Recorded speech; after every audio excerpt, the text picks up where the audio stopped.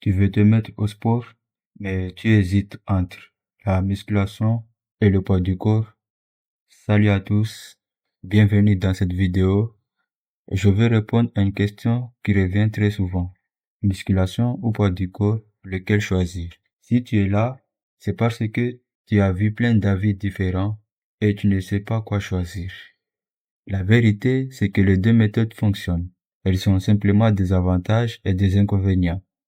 À la fin de cette vidéo, tu sauras laquelle choisir selon ton objectif. C'est parti. Premièrement, le poids du corps. Son plus gros avantage, c'est qu'il est accessible à tout le monde. Tu peux t'entraîner chez toi, dans un parc ou presque partout. Tu n'as pas besoin d'un abonnement ni de matériel. Une fois que tu connais les exercices, tu peux commencer. Voici quelques exemples d'exercices que tout le monde connaît. Les pompes, les squats, les fentes, les tractions ou même le gainage. Et contrairement à ce que certaines pensent, ça permet déjà de développer des muscles, surtout quand on débute. Mais ce n'est pas tout. Le poids du corps améliore aussi la coordination, l'équilibre, la mobilité et le contrôle de son corps.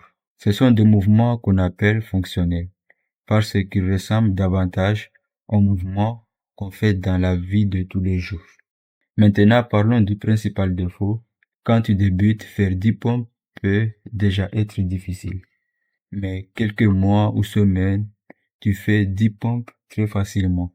Et c'est là que les choses se compliquent. Avec ton corps, il devient plus difficile d'augmenter la difficulté. Bien sûr, tu peux faire des variations plus compliquées, ralentir le mouvement ou utiliser un gilet lesté. Mais de manière générale, la progression est moins simple qu'en musculation avec des charges. À l'inverse, la musculation, son plus gros avantage, c'est la progression. Si un exercice devient trop facile, tu n'as qu'à ajouter un peu de poids. Par exemple, aujourd'hui, tu soulèves 40 kg. Dans quelques semaines, tu vas monter à 45, puis 50, etc. C'est l'une des meilleures façons de gagner en force et en masse musculaire. Autre avantage, tu peux développer tes épaules en faisant des élévations latérales.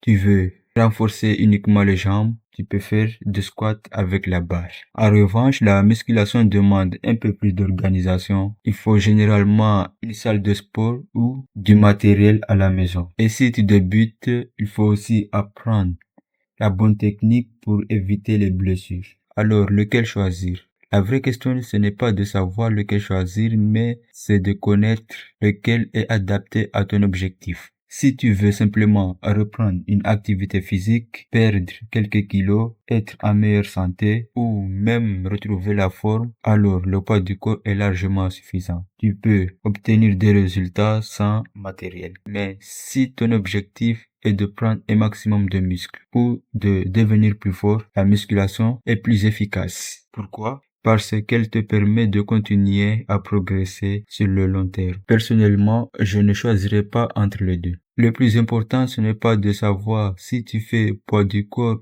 ou musculation, mais c'est d'être régulier. Alors, choisis la méthode qui te donne envie de t'entraîner. Et si tu peux mélanger les deux, c'est encore mieux.